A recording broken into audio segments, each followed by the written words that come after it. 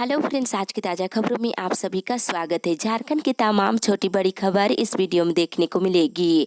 सबसे पहले बड़ी खबर, जेएससी की वेबसाइट पर 13 जुलाई तक आंतरिक मूल्यांकन के अंक होंगे अपलोड। एक बड़ी खबर की झारखंड एकेडमिक काउंसिल को मैट्रिक और इंटर के लगभग 7.5 लाख परीक्षार्थियों का रिजल्ट तैयार करना है। राज्य सरकार के निर्देश और जैक की ओर से तय किए गए फार्मूले के तहत स्कूल स्तर पर प्रैक्टिकल और आंतरिक मूल्यांकन के 20 अंक दिए जाने हैं। पहले हो चुके प्रैक्टिकल और आंतरिक मूल्यांकन के अंक अपलोड करने के लिए जैक बोर्ड की ओर से 3 जुलाई से 13 जुलाई तक अंकों को अपलोड करने के लिए निर्देश दिया गया था। स्कूल के प्रिंसिपल और शिक्षा पदाधिकारियों की ओर से इस काम को शुरू कर दिया गया है। साथ ही झारखंड बोर्ड के मैट्रिक और इंटर का रिजल्ट 20 जुलाई तक जारी होने की पूरी संभावना है। इसी के साथ ही अगली बड़ी खबर, अक्टूबर नवंबर में कोरोना की तीसरी लहर होगी सबसे ऊंचाई पर। एक बड़ी खबर की देश में कोरोना की दूसरी लहर की रफ्तार धीमी होने के बीच तीसरी लहर आने की पृष्ठभूमि भी तैयार हो गई है। देश के कुछ वैज्ञानिकों ने अक्टूबर नवंबर में भारत में कोरोना की तीसरी लहर के सबसे ऊंचाई पर पहुंचने की आशंका जताई है।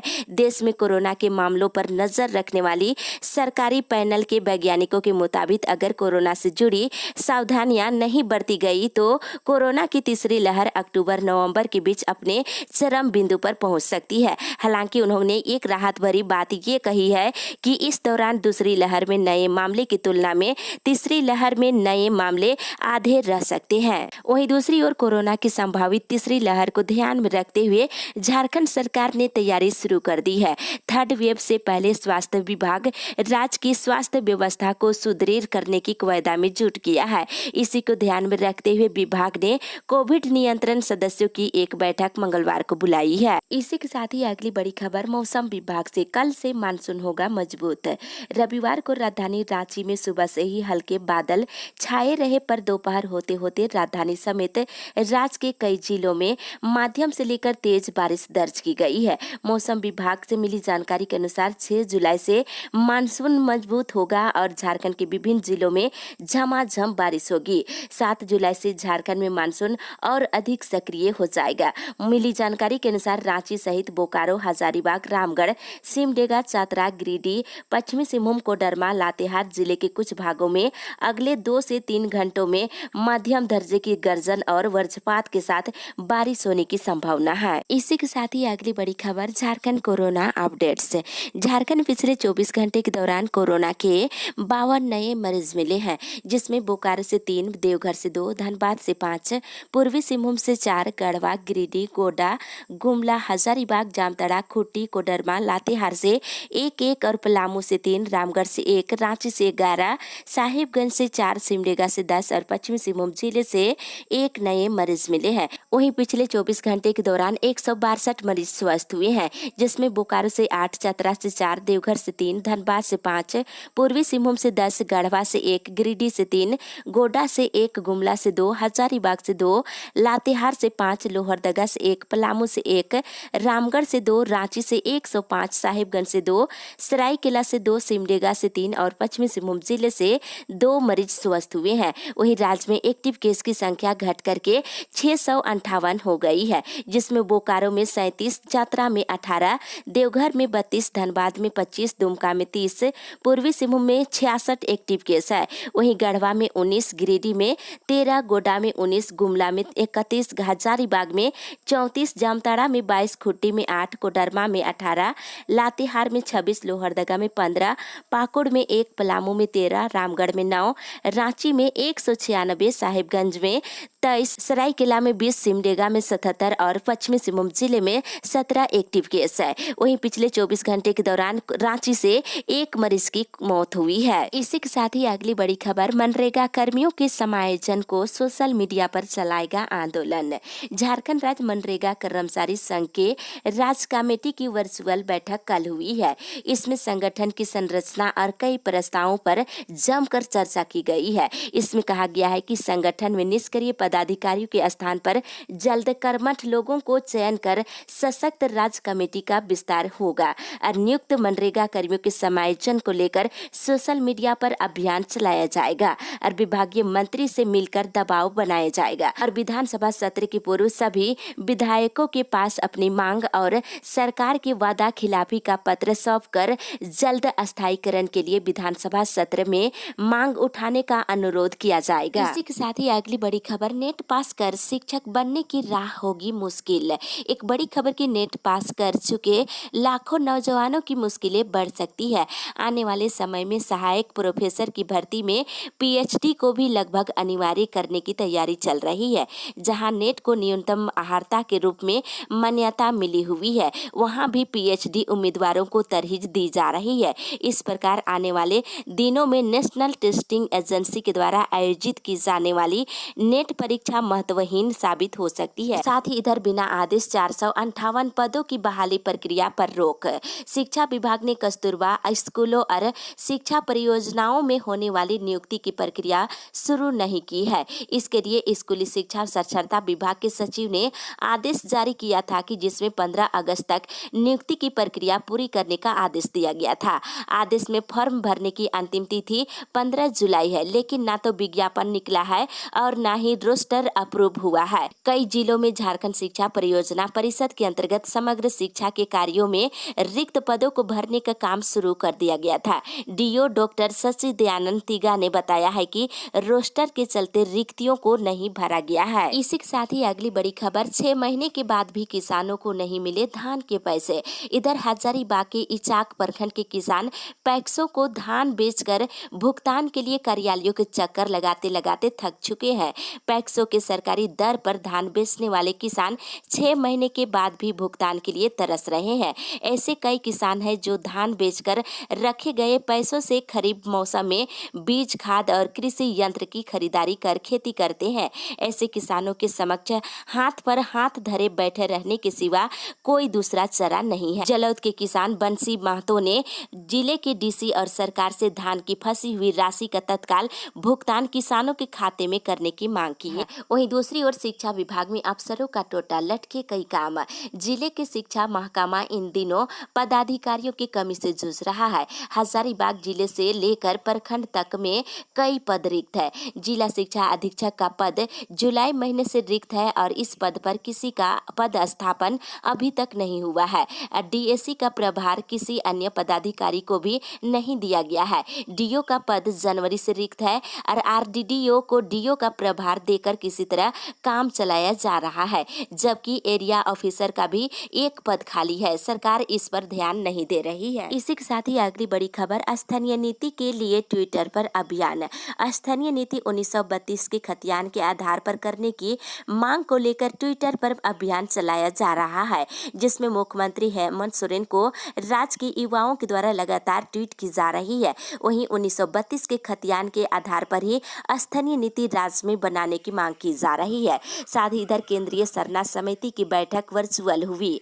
केंद्रीय सरना समिति की ऑनलाइन बैठक कल हुई है। इस दौरान झारखंड सरकार के द्वारा सरना, मसना और हड़गड़ी की घेराबंदी के लिए राशि आवंटित किए जाने को लेकर मुख्यमंत्री हेमंत सोरेन को बधाई दी है। वहीं दूसरी ओर धूमकुड़िया भूमि पूजन पर कल शामिल होंगे मुख्यमंत्री।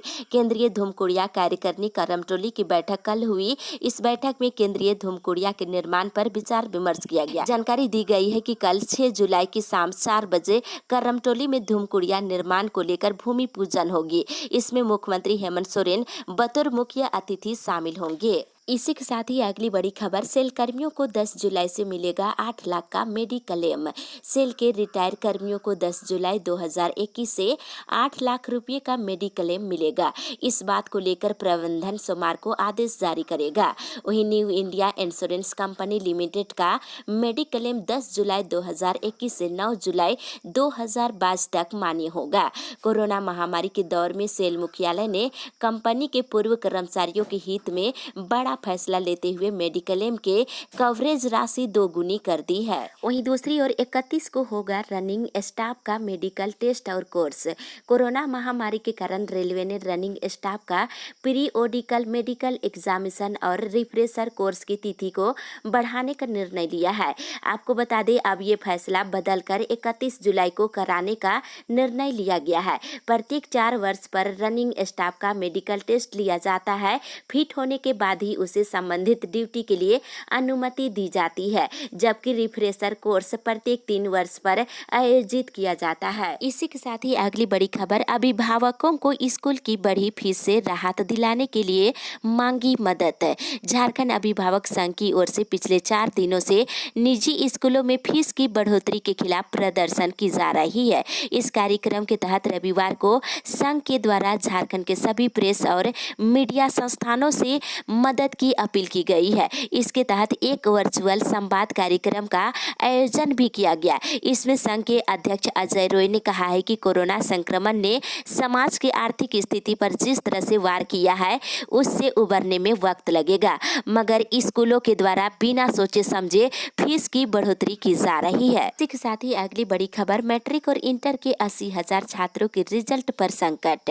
एक बड़ी खबर की कोरोना महामारी के कारण झारखंड एकेडमिक काउंसिल के मैट्रिक और इंटर के करीब 80,000 छात्र छात्राओं के रिजल्ट पर संकट मंडराने लगा है। अगर अगले 10 दिन में इन छात्रों की प्रैक्टिकल की परीक्षा नहीं होती है तो रिजल्ट पेंडिंग हो सकता है। इनकी परीक्षा आयोजित कराने के लिए स्कूली शिक्षा और साक्षरता विभाग ने आपदा प्रबंधन विभाग से अनुमति मांगी है, लेकिन अभी तक इसकी कोई इजाजत नहीं मिली है। अगर अनुमति मिलने में देरी होती है तो ऐसे छात्र छात्राओं का रिजल्ट पेंडिंग रह सकता है। दरअसल ये वैसे छात्र हैं जो कोरोना की दूसरी लहर के कारण प्रैक्टिकल की परीक्षा नहीं दे सके थे।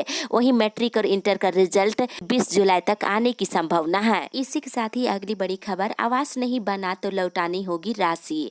प्रधानमंत्री आवास योजना के तहत बनने वाला आवास पर नगर निगम ने निगरानी तेज करते हुए सख्ती शुरू कर दी है। योजना की राशि लेकर काम नहीं करने वाले 35 लाभुकों से रिकवरी होगी। इसके लिए लाभुकों को नोटिस भेज दिया गया है। बोकारो जिले के चास की ये खबर है। सभी लाभुकों को जन अदालत में आकर जवाब देना होगा। प्रधानमंत्री आवास योजना की शुरुआत हर व्यक्ति के पास हो अपना पक्का मकान के तहत दी गई थी।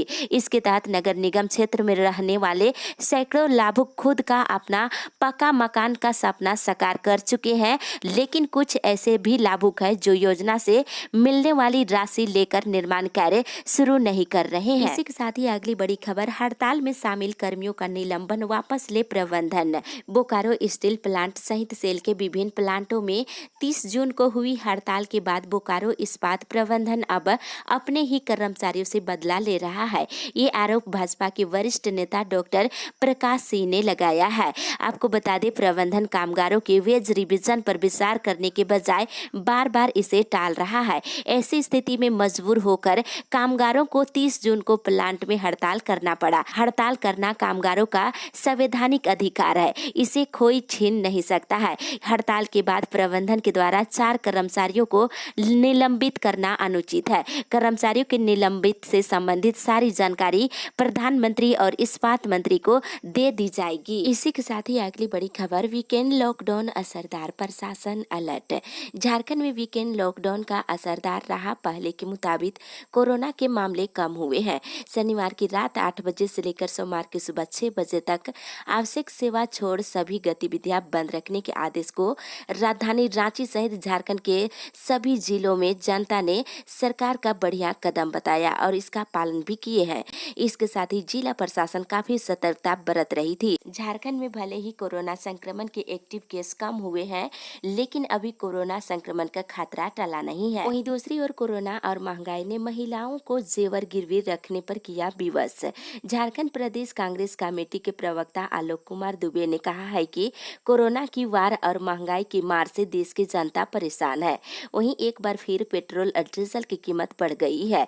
इस संकट काल में लोगों को अपना घर परिवार चलाने के लिए विवश होकर सोने के जेवरात को भी बैंकों और निजी फाइनेंस कंपनियों में गिरवी रखना पड़ रहा है। वहीं दूसरी ओर प्रदेश कांग्रेस प्रवक्ता डॉक्टर राजेश गुप्ता छोटू ने कहा है कि एक ओर जनता महंगाई से परेशान है, वहीं मोदी सरकार अपने पूंजीपतियों मित्रों को फायदा पहुंचाने के लिए किसी भी स्तर पर जाने को तैयार है।